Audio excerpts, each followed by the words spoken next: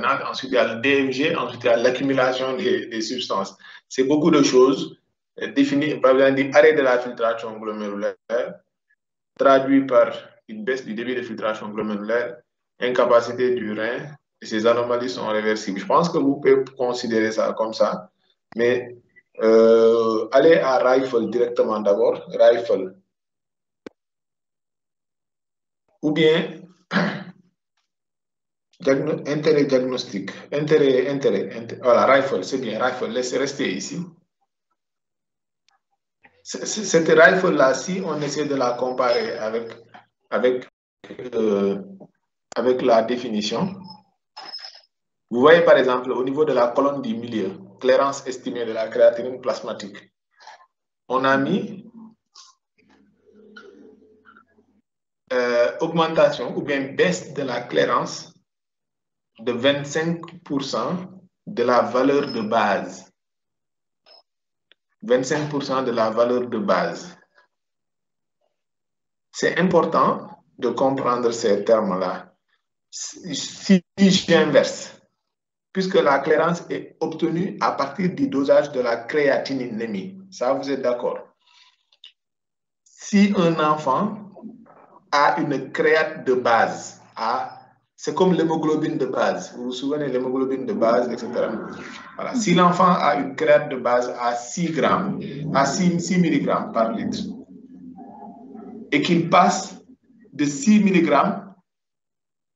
à 10 mg, quel est le pourcentage d'augmentation? Est-ce qu'il n'a pas dépassé 50% d'augmentation? Ici. Et pourtant, les 10 mg par litre, si on compare à la valeur normale pour l'âge de l'enfant, ça reste toujours normal. Donc, on pourrait dire que cet enfant n'a pas d'insuffisance rénale. Alors que il a doublé ou bien triplé sa créatinémie de base ou bien son débit de filtration de base. C'est pourquoi il faut faire très attention. Si vous ne connaissez pas le débit de... Il y a quelqu'un qui fait du bruit là. Si vous ne connaissez pas la créatinémie de base d'un enfant, c'est comme si vous avez un enfant qui est drépanocytaire, chez qui vous avez un taux d'hémoglobine, parce que vous avez dosé le taux d'hémoglobine, mais vous ne connaissez pas son taux d'hémoglobine de base. Est-ce qu'il a quitté un niveau inférieur pour arriver là-bas? Vous ne savez pas. Donc, ça pourrait faire que le diagnostic peut être porté à défaut. Parce que vous allez dire créate normale, alors que l'enfant a une créate de base qui est perturbée. Donc, d'où l'intérêt de faire recours au début de filtration glomérulaire, même si vous ne connaissez pas aussi le début de filtration glomérulaire de base, mais au moins, au moment où la créatinine vous dit qu'elle est normale, le dosage de la créatinine est normal, le DFG vous dit, ben, faites attention, moi je suis en train d'être diminué.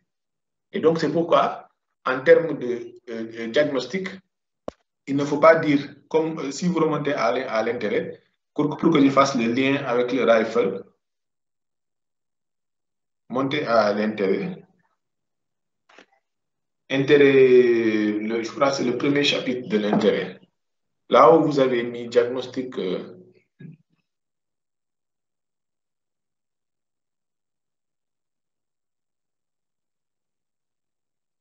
Voilà, donc vous avez mis intérêt diagnostic, urgence néphrologique, importance de calculer le DFG. Oui, importance de calculer le DFG, mais sur la base des connaissances de la créate. C'est-à-dire, il faut que vous lisez un petit peu sur la créate pour bien comprendre l'importance de calcul du débit de filtration glomérulaire. Parce que même si vous n'avez pas calculé le débit de filtration glomérulaire, si vous avez un enfant que vous admettez à H0 d'hospitalisation, vous faites les prélèvements, il a une créate à 6, au bout de 2 jours, 3 jours, si la créate monte à 8 ou bien à 10, ça déjà, c'est extrêmement important à savoir. Si vous ne calculez pas systématiquement le DFG, la créate a doublé. Et donc, c'est la combinaison de la connaissance de la créatinémie, du métabolisme de la créatinémie et du calcul du débit de filtration glomérulaire qui va vous permettre de porter un diagnostic précoce. Voilà, donc c'est extrêmement important. Ou bien je veux dire, une créate normale n'élimine pas une insuffisance rénale. Ça aussi, il faut reconnaître, il faut noter ça, qu'une créate normale n'élimine pas forcément une insuffisance rénale.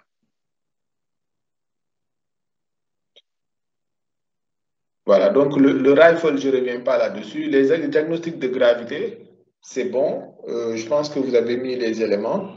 Maintenant, le diagnostic différentiel, l'insuffisance rénale chronique.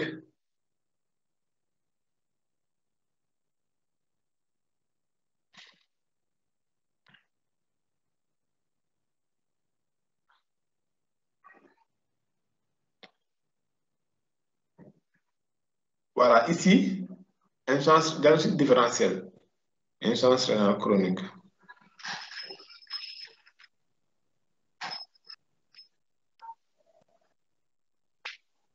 Voilà, ici, antécédent de néphropathie connue, c'est depuis plus de 3 mois. Parce que vous-même, dans votre définition, est-ce que vous n'avez pas dit quelque part moins de 3 mois?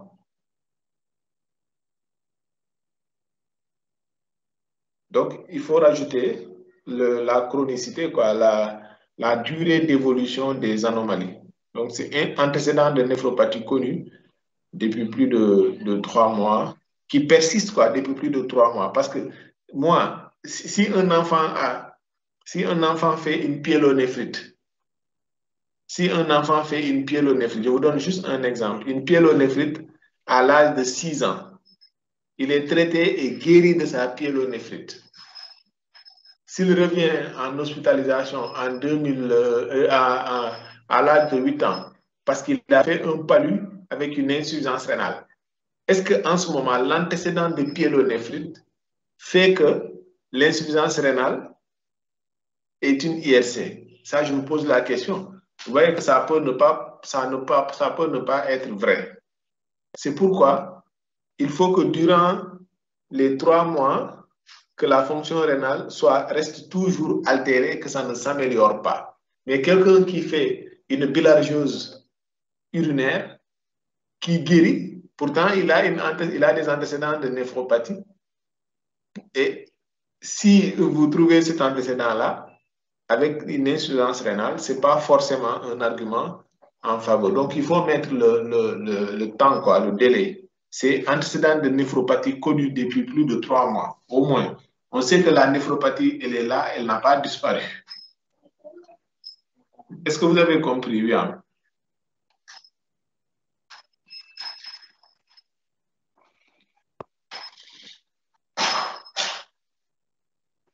C'est clair, William? Mais ce n'est pas William qui présente. Si, c'est elle. Oui, professeur, professeur, c'est moi, c'est juste que je n'ai pas allumé mon micro.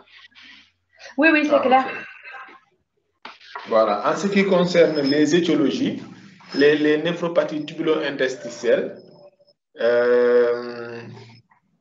n'oubliez pas de mettre leucocyturie dans la sémiologie. Leucocyturie, par exemple, allez-y, insuffisance, les NTIA. Voilà, NTIA, ischémie, etc. Allez-y, remontez.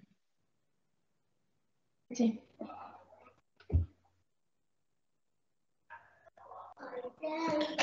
Voilà. Vous pouvez encore remonter un peu.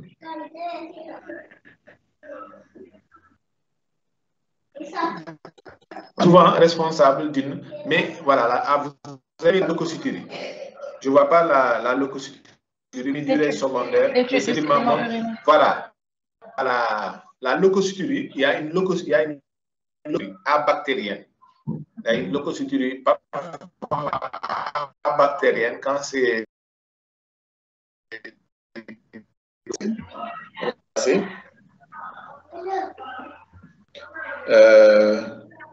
les glomérulonéphrite, c'est bon.